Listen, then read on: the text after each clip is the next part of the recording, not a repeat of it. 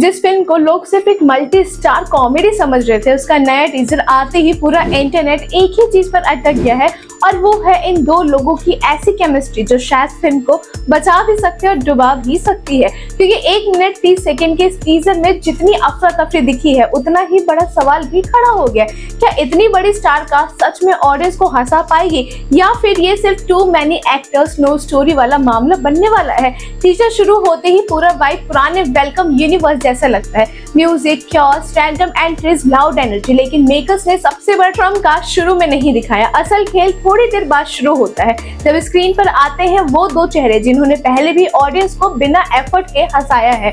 और जैसे ही दोनों आमने सामने आते हैं, पूरा टीजर अचानक अलाइव लगने लगता है। एक सीन में गन पॉइंट पर खड़े होकर पूछा जाता है तो मरता क्यों नहीं है, और जवाब आता है मैं मरने में जान डाल रहा हूँ। बस यहीं से लोगों को समझ आने लगा कि फिल्म की असली कॉमेडी रैंडम पंचेस में नहीं, इन दोनों के टाइमिंग में छुपी हुई है। लेकिन ट्विस्ट ये है, टीजर जितना फनी दिख रहा है उतना रिस्की भी है, क्योंकि इतनी बड़ी कास्ट के साथ बॉलीवुड पहले भी कई बार फंस चुका है। ऑडियंस अब सिर्फ फेसेस देखकर इम्प्रेस नहीं होती, उनको स्टोरी चाहिए, मोमेंट्स चाहिए, मीम्स चाहिए, रिपीट वैल्यू चाहिए। और ऑनेस्टली इंटरनेट पर अभी से दो अलग अलग रिएक्शन चल रहे हैं। एक तरफ लोग बोल रहे हैं finally old Bollywood comedy vibes are back, तो दूसरी तरफ लोग डर रहे हैं कि कहीं ये सिर्फ नॉस्टैल्जिया बेचने की कोशिश ना हो। लेकिन मेकर्स ने एक और चीज क्वाइटली छुपा दी और शायद वही इस फिल्म का बिगेस्ट इमोशनल हुक बन सकती है। टीजर में बहुत कम सेकंड्स के लिए दिखती है, लेकिन उनकी एंट्री ने पुराने बॉलीवुड फैंस को इंस्टेंटली नॉस्टैल्जिक कर दिया है, क्योंकि करीब 2 दशक बाद एक आइकॉनिक ऑन स्क्रीन पेयर फिर से साथ दिखने वाला है और यही चीज ऑडियंस क्यूरियोसिटी को और ज्यादा बढ़ा रही है। अब यहाँ इंटरेस्टिंग बात ये है कि फिल्म सिर्फ कॉमेडी नहीं बेच रही, ये पूरे मैडनेस एंटरटेनमेंट मोड में जा रही है।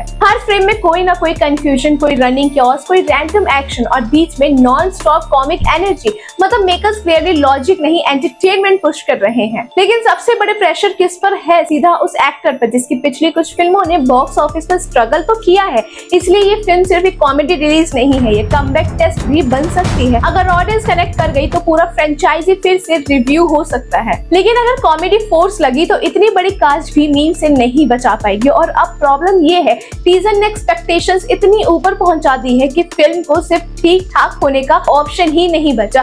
अब या तो ये मैसिव एंटरटेनर बनेगी या फिर बॉलीवुड की एक और ओवरक्राउडेड डिजास्टर लिस्ट में चली जाएगी। और अभी तो ट्रेलर आना बाकी ही है, असल क्या शायद वहां से शुरू होगा। तो इसी के साथ बताते रहेंगे आपको इसी तरह की बातें जो आपके लिए बेहद दिलचस्प है। चैनल को जरूर सब्सक्राइब करें, वीडियो को जरूर लाइक करें, क्योंकि आपके क्लिक से हमें हिम्मत मिलती है। ये है द रैंक वन मीडिया।